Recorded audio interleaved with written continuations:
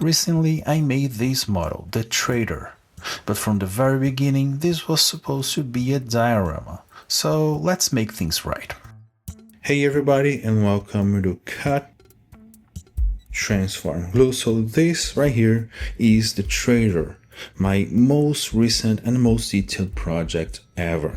Now as you can see, the model is pretty much finished, just missing a couple of touches here and there, but the idea was not to make a model but a diorama, and the base is just on primer and the figures are not finished. As you can see, they're in a pretty rough state. So the idea of this, which I'll be calling bonus episode, is to just go ahead and finish this build with you guys. It will be a simpler video with less editing, just straightforward working on the model. Now the material of choice for the base is this one right here, this kind of foam, the same one I used on the spaceship flying through a canyon build video. You can check that out on the channel. So yeah, without any further ado, let's get into it.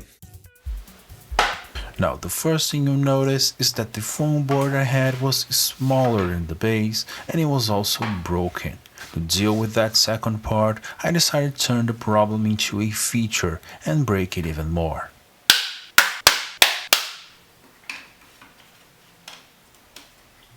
Next, I glued each piece onto the base, not worrying too much about alignment. That would actually enhance the cracked effect.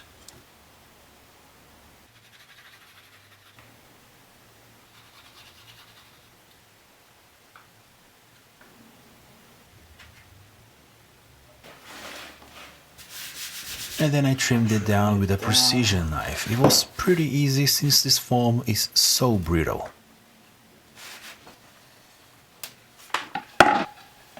Okay, so here's the result. As you can see, I didn't try to glue each shard as aligned as possible. I purposely put them like slightly misaligned, making the gap slightly bigger. This will look awesome once I put a coat of primer, and in the painting process the wash will get into it. Yeah, this will look cool. Now as you can see, there's a small hole right here from the foam. It was there when I got it, and I can't help but see this as an opportunity to add some detail, maybe a drain hole right here. So yeah, let's make this hole slightly bigger.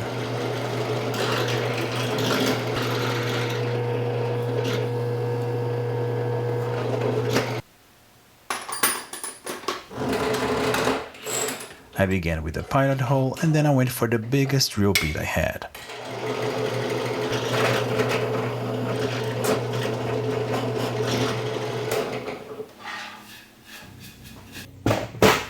Next, I went hunting for a cool greebly to drop in there.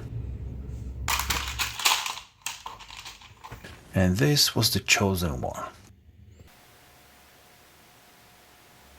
Just a bit of CA glue and baking soda to close the gaps, and then a few touches in the surrounding areas to blend everything in.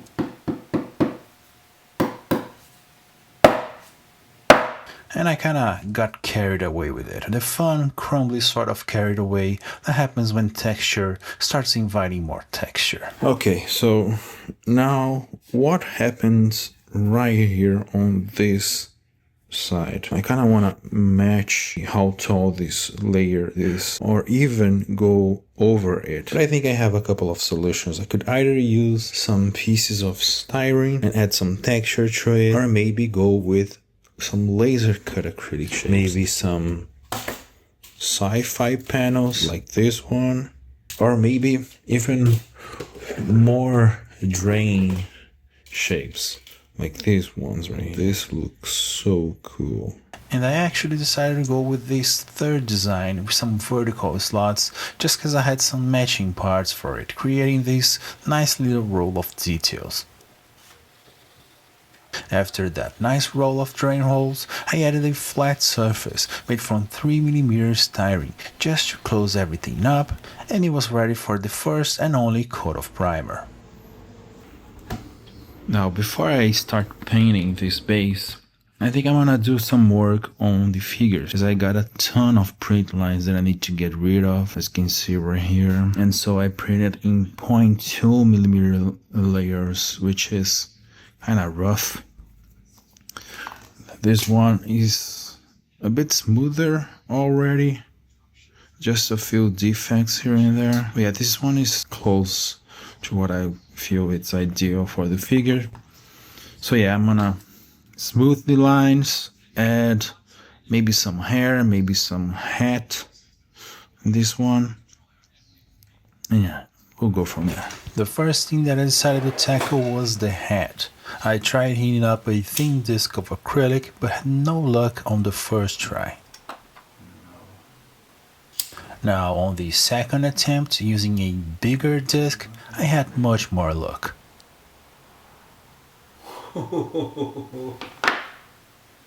It's crazy. But even the thinnest acrylic shapes I had were too thick for this scale, so then I tried some thinner plastic sheets. The first one, a 0.7mm sheet, was too thin, but this next one worked pretty well. After the heat forming, I marked the circle and cut it with a pair of scissors.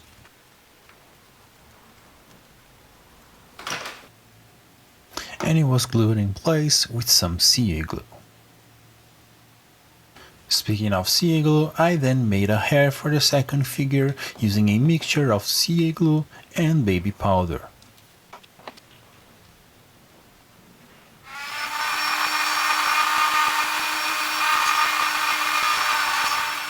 Then came some sculpting and everything was ready for the painting process.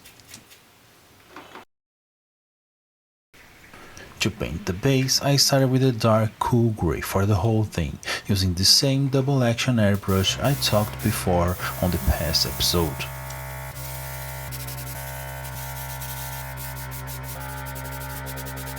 And then I went with a lighter grey, just on top of the cracked concrete portion.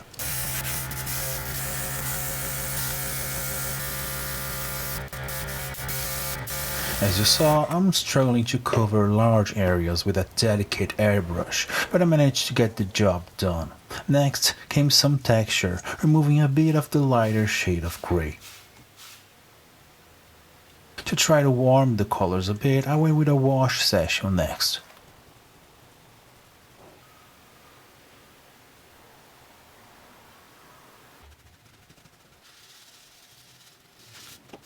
But I was still not happy with the texture, so I decided to experiment and have some fun with a brush.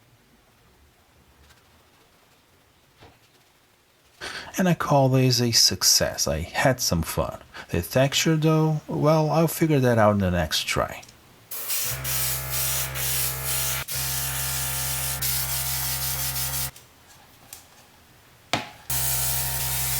Okay, so this is the result. The base.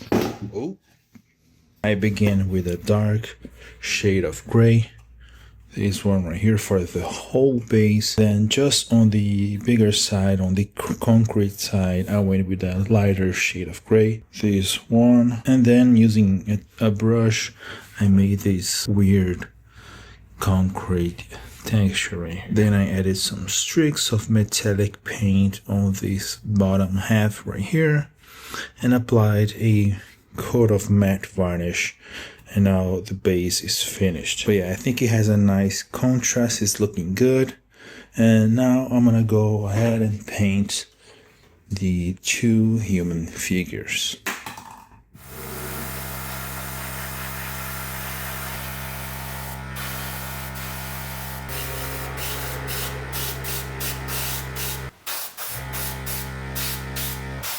To paint the figures, I first applied a coat of white on the whole thing, using an airbrush, and then, using a brush, I started adding the colors. Once I had everything on a solid base color, I went for the lighter and darker shades. I'm not a good figure painter by any stretch of imagination, nor are the acrylics I use decent enough for such delicate work, so I just made the best I could.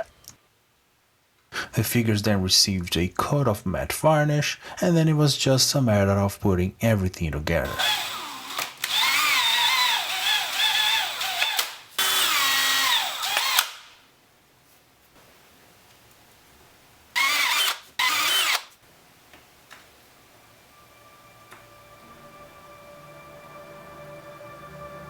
Okay, so now let's go for the beauty shots.